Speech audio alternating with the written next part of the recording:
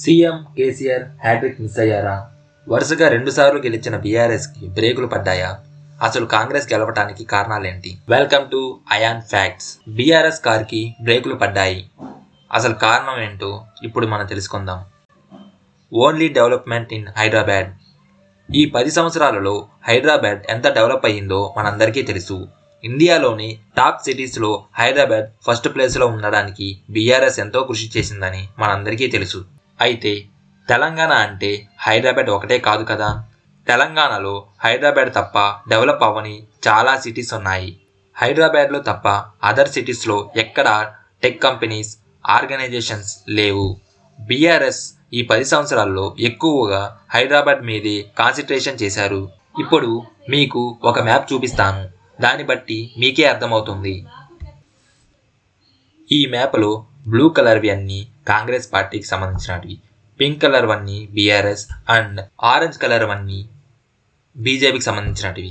దీన్ని బట్టి అర్థమవుతుంది బీఆర్ఎస్ పతనం ఎలా అయిందో అని. అన్ఎంప్లాయ్మెంట్. తెలంగాణ యూత్ బీఆర్ఎస్ మీద ఎక్కువ కోపంగా ఉన్నారు. ఇది వాస్తవం. కొన్ని సంవత్సరాల నుండి నోటిఫికేషన్స్ రిలీజ్ చేస్తారు, జాబ్స్ పడతాయి, గవర్నమెంట్ జాబ్స్ ఎలాగైనా కొడతామని ఎదురు చూసిన యువతకి నిరాశ ఎదురయ్యింది.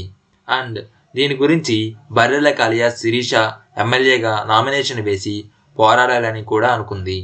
అఫ్కోర్స్ బర్రెలక ఓడిపోయింది, కానీ ఆవిడ ఆశయం మాత్రం ఓడిపోదు అనుకుంటున్నా.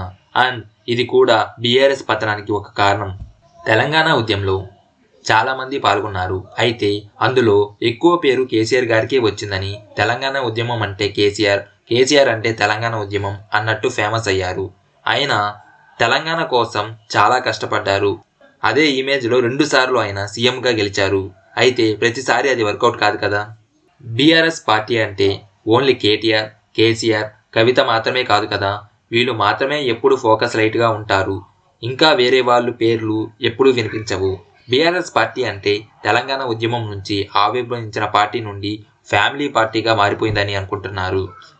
ఇదే కాకుండా కేసీఆర్ గారిని అసలు ఎవరు కలవాలన్నా అసలు కుదరదని, ప్రజలను కలవని సీఎం అసలు అవసరమా అని ప్రతిపక్షాలు బాగా విమర్శిస్తున్నాయి.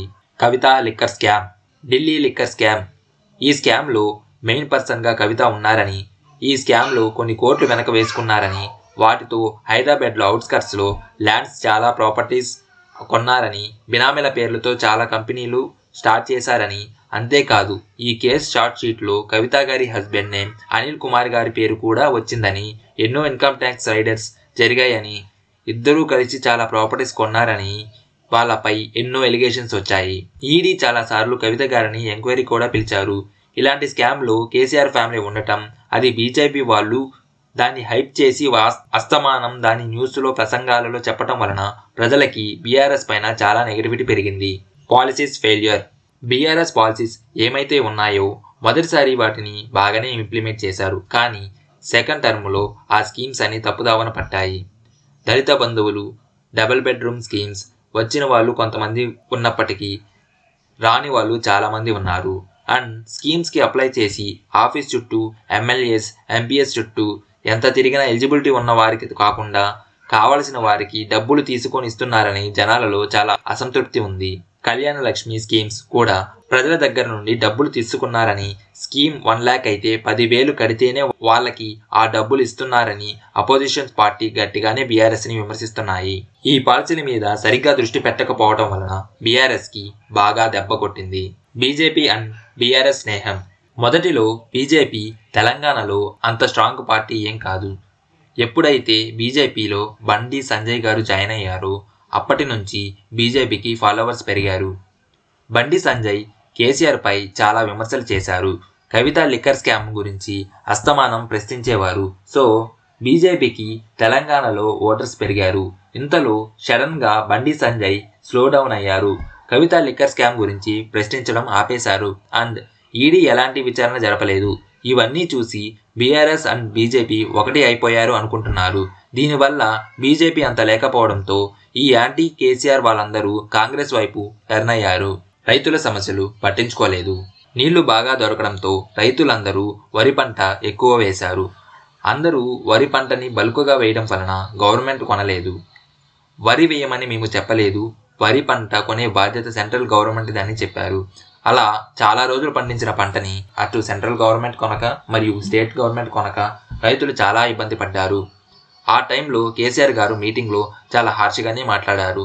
జనాలకి అంటే రైతులకి అది చాలా బాగా గుర్తుంది. అందుకే బీఆర్ఎస్ పార్టీకి ఓట్లు వేయలేదు. తెలంగాణ ఇచ్చింది కాంగ్రెస్. తెలంగాణ తీసుకురావడానికి కేసీఆర్ ఎంతో కష్టపడ్డారు. తెలంగాణని ఆంధ్రాని విభజించి అన్ని సమానంగా పంచడానికి కాంగ్రెస్ గవర్నమెంట్ కూడా అంతే కష్టపడిందని, తెలంగాణ రావడానికి కాంగ్రెస్ కూడా ముఖ్య కారణమని ప్రచారంలో కాంగ్రెస్ బాగానే వాడుకున్నారు. తెలంగాణ రావడానికి కాంగ్రెస్ కారణమని, తెలంగాణ ఇస్తే చాలు నాకు ఎటువంటి పదవులు వద్దు అని కేసీఆర్ గారు తెలంగాణ ఉద్యమం టైంలో చెప్పారు అని, తరువాత ఉద్యమం వదిలేసి పదవుల వెంట పడ్డారని కాంగ్రెస్ కేసీఆర్ని బాగానే విమర్శించారు. ఇది కొంతవరకు కాంగ్రెస్కి బాగా వర్కౌట్ అయ్యింది. Good schemes and policies by Congress. బీఆర్ఎస్తో పోల్చుకుంటే కాంగ్రెస్ ఉమెన్స్కి ఎక్కువ ప్రాధాన్యత ఇచ్చింది. అంతేకాకుండా యువతకి కూడా జాబ్ క్యాలెండర్స్ వెంటనే రిలీజ్ చేసింది. బీఆర్ఎస్ ఆల్రెడీ ఉన్న పాత స్కీమ్స్లను మాడిఫై చేసి యాడ్ చేశారు. కానీ కాంగ్రెస్ అధికారంలో లేదు కాబట్టి అన్ని కొత్త స్కీమ్స్లో వచ్చింది. జాబ్ క్యాలెండర్ని కూడా హస్తం పార్టీ రిలీజ్ చేసింది. గ్రూప్ 1 ఉద్యోగాలు February 1, 2024 ఫిల్ చేస్తామని కాంగ్రెస్ డేట్తో సహా చెప్పడంతో యువతకి కాంగ్రెస్పై కొంచెం నమ్మకం వచ్చింది. ఇది కాంగ్రెస్కి ప్లస్ అయింది. ఇదే కాకుండా ఉద్యోగం వచ్చే వరకు 4,000 ఇస్తామని కాంగ్రెస్ మేనిఫెస్టో కూడా రిలీజ్ చేసింది.